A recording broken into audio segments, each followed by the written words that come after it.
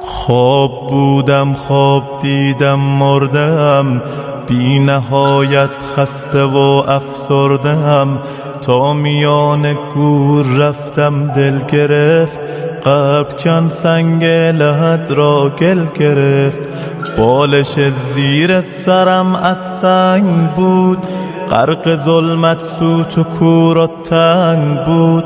هر که آمد پیش حرفی راند و رفت، سوره حمدی برایم خواند و رفت. خسته بودم هیچ کس یارم نشد، تشنه بودم در پی یک جرعه آب. آمدن از راه نزدم دو ملک، تیره شد در پیش چشمانم فلک. یک ملک گفتا بگو دین تو چیست، دیگری فریاد زد رب تو کیست.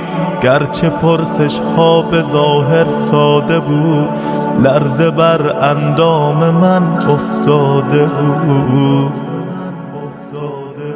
چهره ام از شرم می شد سرخ و زرد، بار دیگر بر سرم فریاد کرد.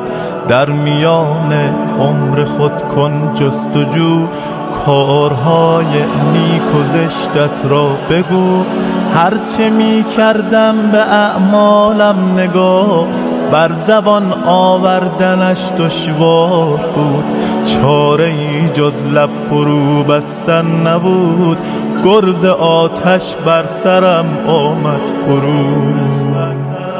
چون ملائک ناامید از من شدن، حرف آخر را چنین با من زدن.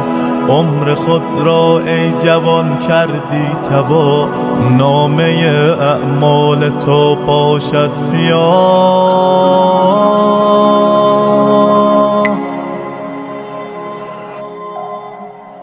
ما که مأموران حق داوریم، پس تو را سوی جهنم میبریم.